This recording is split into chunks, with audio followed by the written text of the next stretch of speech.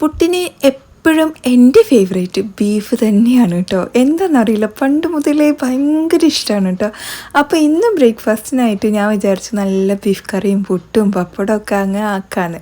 അപ്പോൾ ബീഫ് കറിയുടെ റെസിപ്പി കാണിക്കാം കേട്ടോ. വെളിച്ചെണ്ണയിലോട്ട് പട്ട, ഗ്രാമ്പു, ഏലക്ക, വലിയ ജീരകം, ഉലുവ, പിന്നെ വലിയുള്ളിയൊക്കെ ഇട്ട് ഉപ്പ് ഇട്ടിട്ട് നന്നായിട്ടൊന്ന് വഴറ്റിയിട്ടെടുക്കണം. പിന്നെ ഇതാ പച്ചമുളക്, അതേപോലെ ക്യാപ്സിക്കം ചേർത്ത് കൊടുത്തിട്ടുണ്ട്. നല്ലൊരു ടേസ്റ്റ് വരും കേട്ടോ. ഒരു വലിയ തക്കാളിയും ചേർത്ത് കൊടുത്തിട്ടുണ്ട്.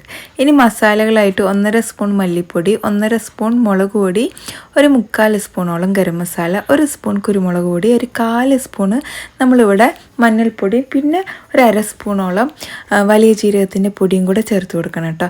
പിന്നെ ഇഞ്ചി വെളുത്തുള്ളി പേസ്റ്റ് ഇടാൻ മറന്നപ്പോൾ ബീഫ് ഇട്ട ശേഷമാണ് ഞാൻ ഇട്ട് കൊടുത്തത്. പിന്നെ അതിന് മുമ്പായിട്ട് ഇട്ട് കൊടുക്കണം കേട്ടോ. മസാലയൊക്കെ വഴണ്ട് വന്ന ശേഷം നമ്മളിവിടെ കറിവേപ്പിലയും കുറച്ച് വലിയ ജീരകവും എല്ലാം കൂടെ ഇട്ട് കൊടുത്തിട്ട് ഒരു 3-4 വിസിൽ അടുപ്പിച്ചെടുത്ത് കഴിഞ്ഞാൽ നമ്മുടെ ബീഫ് കറി സെറ്റാവും കേട്ടോ. അതിൻ്റെ ഇടയിൽ ഞാൻ പുട്ടിനുള്ള മാവൊക്കെ റെഡിയാക്കി വെച്ചിരുന്നു. ചിരട്ടപ്പുട്ടാണ് നമ്മളിവിടെ എപ്പോഴും ഉണ്ടാക്കാറ്. അതൊക്കെ ഉണ്ടാക്കി സെറ്റാക്കി ഇതാ ഇന്നത്തെ ബ്രേക്ക്ഫാസ്റ്റ് ഇങ്ങനെയായിരുന്നു. നല്ല ചിരട്ടപ്പുട്ടും അതിൻ്റെ കൂടെ നല്ല ആവി പറക്കണം ബീഫ് കറിയും, പിന്നെ ഇതാ പപ്പടം, കൂടെ ചെറുപയറും കൂടെ ഞാൻ വെച്ചിട്ടുണ്ട്, വേണമെങ്കിൽ കഴിക്കാം, അത്ര തന്നെ. അപ്പോൾ ഇതുപോലത്തെ കോമ്പിനേഷൻ ഇഷ്ടമുള്ളവർ എന്തായാലും വീഡിയോ ലൈക്ക് ചെയ്യാനും ഷെയർ ചെയ്യാനും മറക്കരുത്. മറ്റൊരു വീഡിയോയിൽ കാണാം.